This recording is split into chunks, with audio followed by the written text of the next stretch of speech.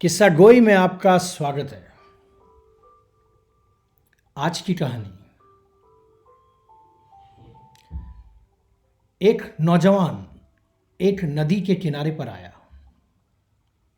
अभी रात पूरी तरह से नहीं ढली थी और सुबह आने में समय था।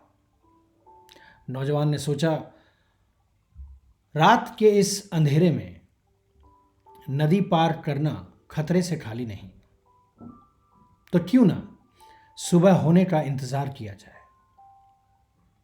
नौजवान वहीं घाट पर बैठ गया। अचानक उसका हाथ एक कपड़े के झोले पर लगा।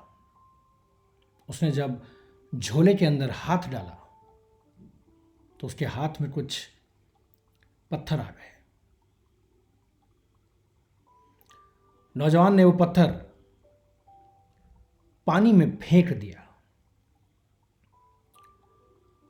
जब पत्थर पानी की सतह से टकराया तो आवाज आई, डुबुक। उस शांत वातावरण में जब हल्का हल्का अंधेरा था, पानी में वो आवाज डुबुक किसी संगीत की तरह थी। नौजवान ने फिर से एक पत्थर लिया और उसे पानी के हवाले कर दिया। फिर से एक आवाज आई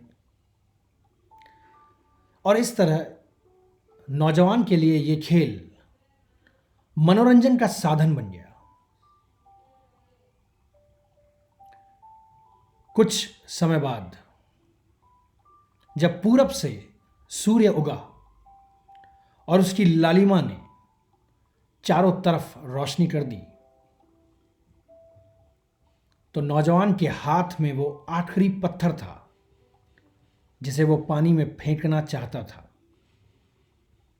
अचानक उसकी नजर उस पत्थर पर गई जो उसके हाथ में था,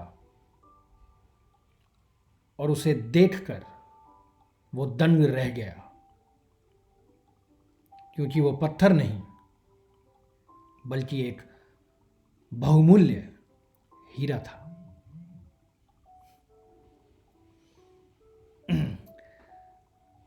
दोस्तों,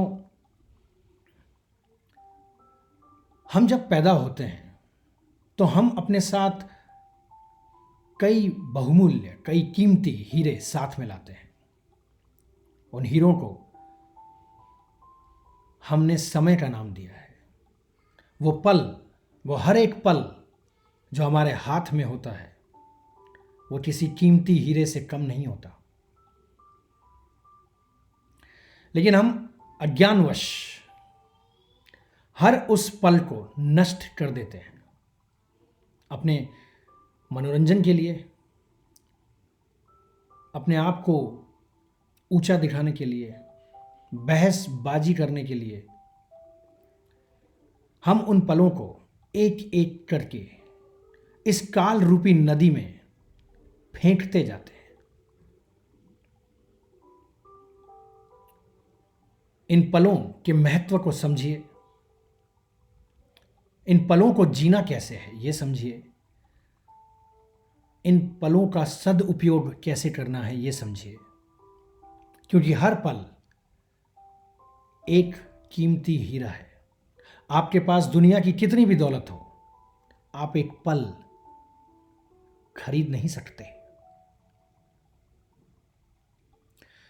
कोशिश कीजिएगा इस कहानी के सार को समझने की और अपने हर उस पल को, हर उस कीमती हीरे को देखने और परखने की शक्ति अपने अंदर लाने की कोशिश कीजिएगा। इसी के साथ विदा लेता हूं आपसे। शुभ रात्रि।